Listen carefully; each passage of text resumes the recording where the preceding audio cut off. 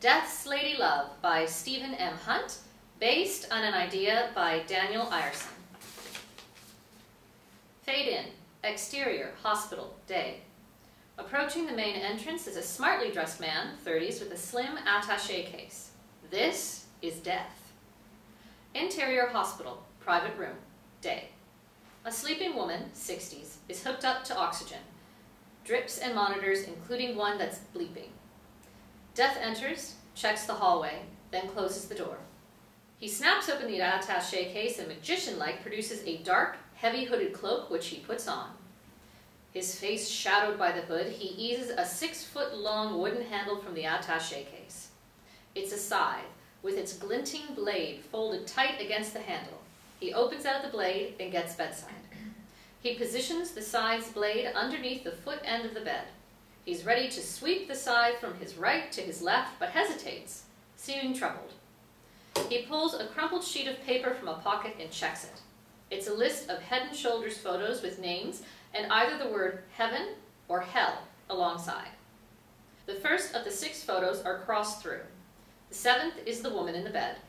By her name is the word heaven. Idiot. He repositions the scythe blade under the head end of the bed and immediately sweeps evenly from his left to his right.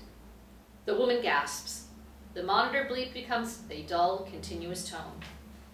Death throws off his cloak and stows it with the scythe back into the attaché case. Interior hospital, hall, day. The private room's door opens.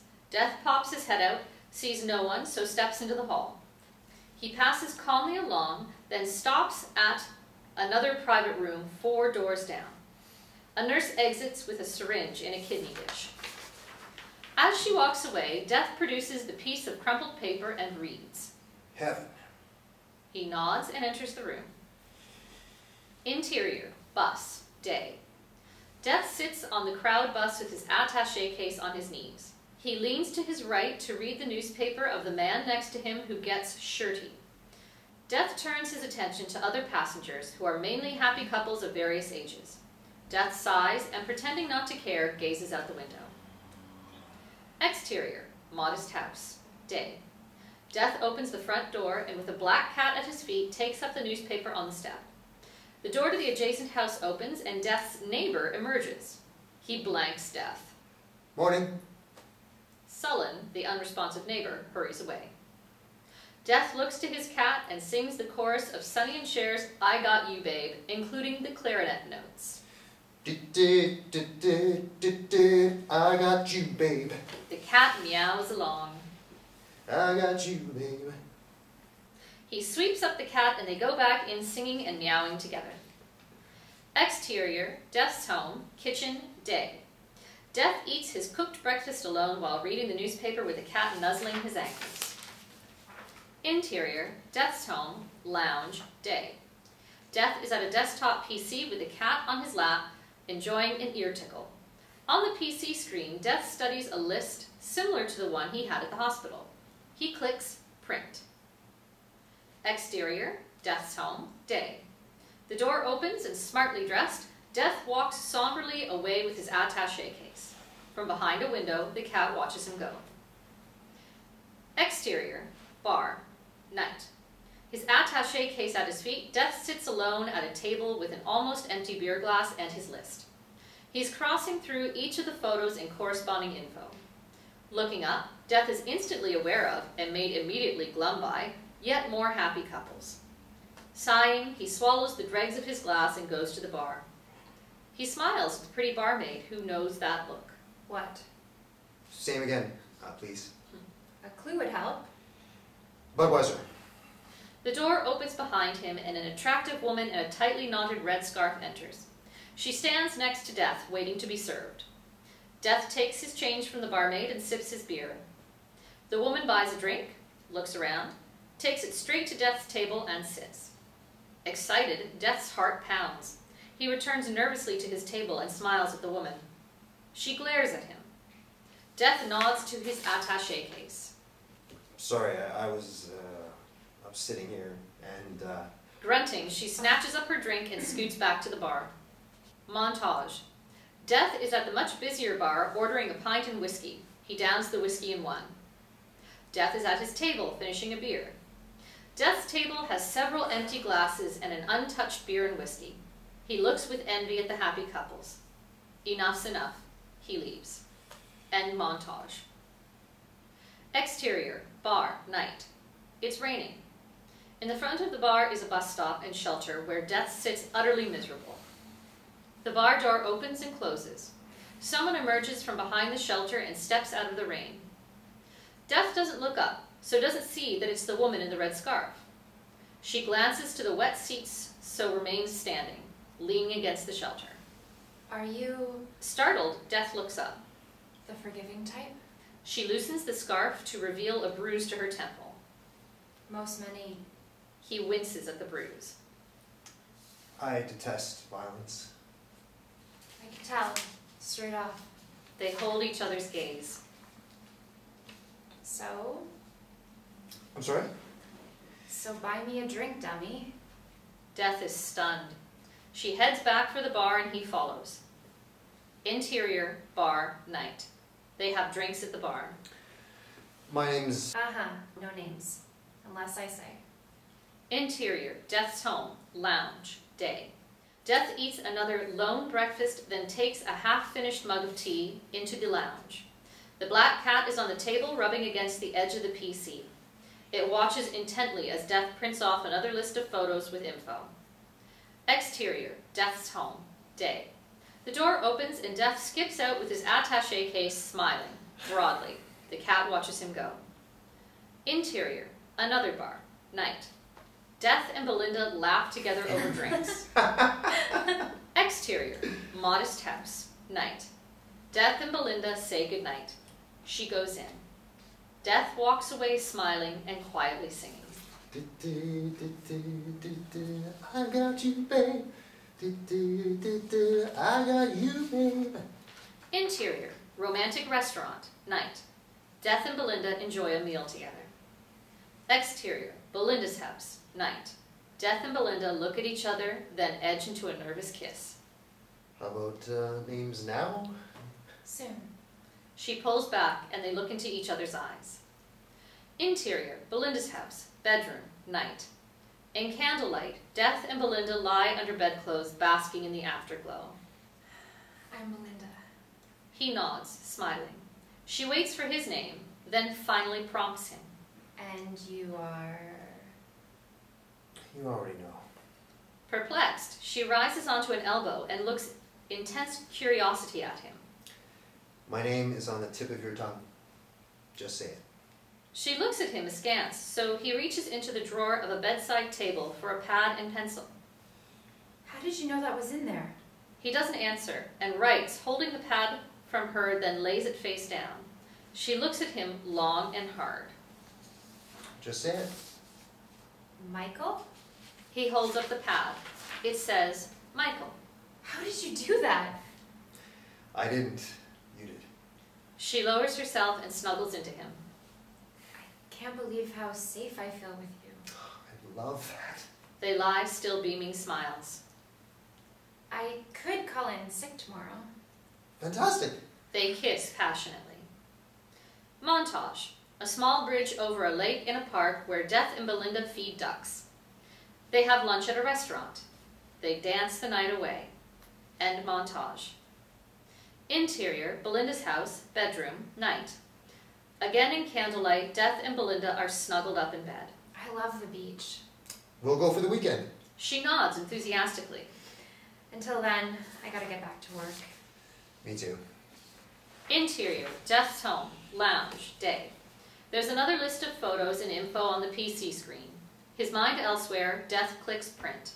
The cat's seen what's printing, so tries to get Death's attention, who is lost in revelry. The new list lies in the out tray.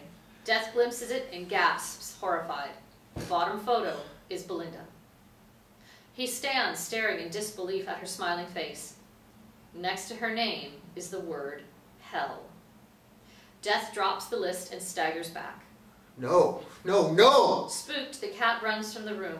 Death hesitates, then scrambles back to the PC and types. On screen, I won't read Belinda. He stares at the screen, and after a moment, a reply appears. On screen. You will. He thinks, then types. On screen. I quit. A long pause. On screen. Don't be silly. Enraged, Death leaps up and storms out. He reappears wielding a heavy club hammer and smashes up the PC. He weighs the hammer in his hand, grabs his attaché case, and crams the hammer inside with the newly printed list. Exterior, Death's home, day. The door is thrown open from inside. Death bursts out, then runs off, gripping the attaché case, leaving the door wide open. The cat appears and sits on the doorstep, meowing. Exterior, park, day. On the small bridge, Death hurls the attaché case into the lake. It floats momentarily, then sinks with bubbles, disturbing the water. Exterior, Death's home, day. As Death marches determinedly towards his still open front door, he spots his cat sniffing at his soaked attaché case on the doorstep. Interior, Death's home, lounge, day. Death charges in to find the PC reassembled and on. A message appears on the screen. On screen, calm down. Furious, he types a response. On screen, why is she marked for hell? There's no reply. Death waits and waits, then finally, on screen. Ask her. Death slumps back into his seat, tearful. Exterior, Belinda's house, night. Belinda approaches her house and realizes that Death is outside, waiting.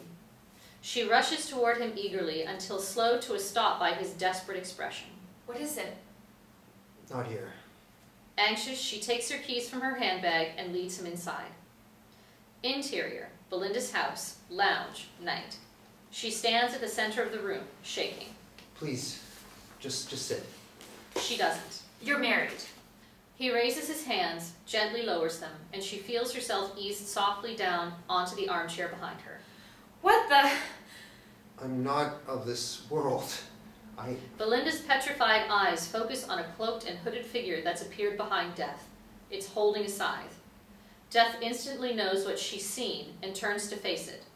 He looks long and hard into the impenetrable darkness under the hood. The figure gestures Death to move aside. Death glares defiance for a moment, then nodded knowingly. He drops his head and stands aside. The figure brushes past Death and moves on Belinda. Belinda screams. The figure stands before her, then swings the scythe back to sweep from his right to his left. She's going to hell. Death grips the scythe handle, forcing the glinting blade to slice clean through the cloaked figure. The two empty halves of the figure's cloak fall to the floor. Death looks in awe at the glinting scythe blade. Belinda stares in wonder at the scythe. It disappears, as do both halves of the figure's cloak. Others will come. Belinda breaks down. Of course. Because of what I've done. Why did you find me? I didn't. Yes, yes. You found me. Flashback, interior, bar, night. Really? Next to Death at the bar, Belinda takes up her drink. Looking around, she spots Death's attaché case under his table. You saw an opportunity. She makes a beeline for Death's vacant seat. Moments later, she looks up to see Death standing before her. Then changed your mind. She stands and stomps off. Later, night.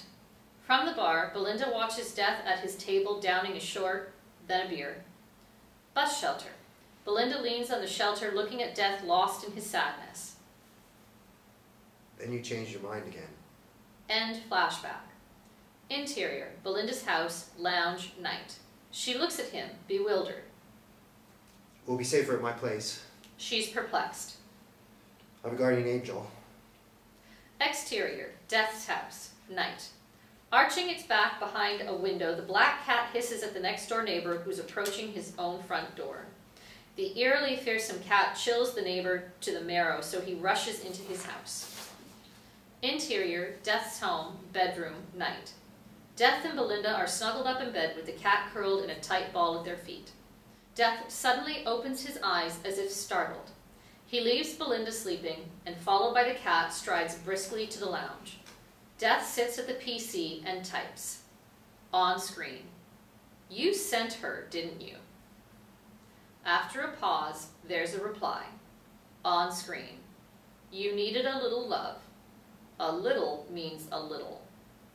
The cat leaps up onto the PC table. Death types again. On screen. Her drink was spiked the night that she... On screen. She chose to drive and killed a child. The cat purrs as Belinda appears, slides her arm around Death's neck, and watches over his shoulder. Death types again. On screen. Take me instead. There's a long pause. On screen. No. Belinda leans over Death and types. On screen. We'll be together or die together. Death stands. He and Belinda embrace, then kiss tenderly, unaware of a new screen message. On screen. Agreed. Suddenly, the cat hurls itself from the table, across the floor, then leaps up to the window. Its yellow eyes blaze fury as it hisses wildly at two approaching hooded figures carrying scythes. Fade out.